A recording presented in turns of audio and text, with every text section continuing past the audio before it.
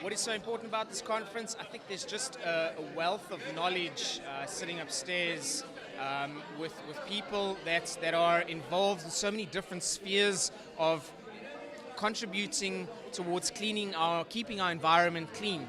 There's recyclers, there's researchers, there's lawyers, there's doctors, and there's activists, just guys getting down and doing the nitty-gritty. But then also, what do you do with that stuff? So you need to recycle it. How do you recycle it?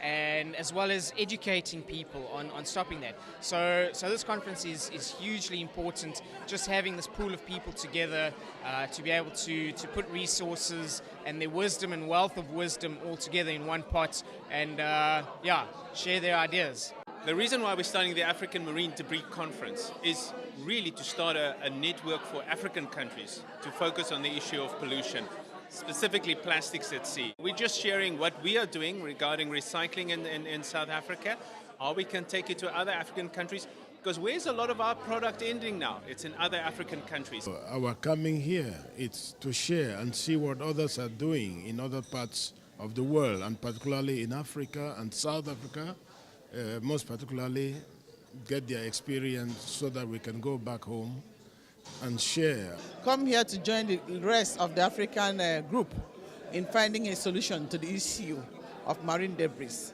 Just like we know it's a global issue, and we want as Africans to look at it from African point of view and find an African solution to it. And the reason why Africa is so important for us, we are part of the Global Action Team on Marine Debris, established by the plastic industry globally.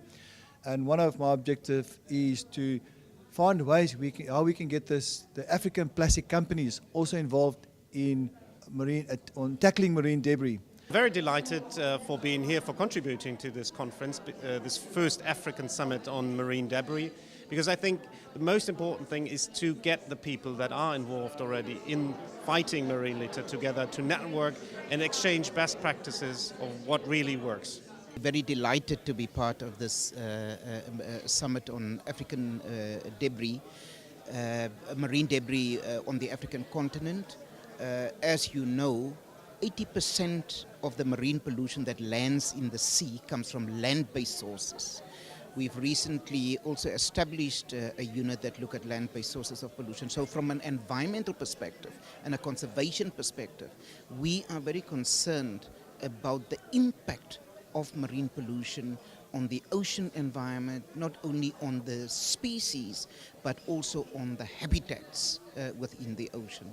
That is why we are also participating in this initiative, and we are very supportive of this initiative. I found it very interesting so far, particularly, and I forget the professor from UCT's talk on the micro debris and the prevalence of the micro debris just under the sand surface. And that has been quite mind-blowing for me. I'll go home and do a lot of investigation on that, I think. But his research has been very informative. I'm part of the True Oceans Aquarium, our education department, and we definitely feel that reducing any marine debris or marine litter is important. So it's definitely an issue that we need to be part of. Yeah. I will be involved in the Blue Flag project, so this has been a very interesting learning curve with respect to plastic and debris and everything.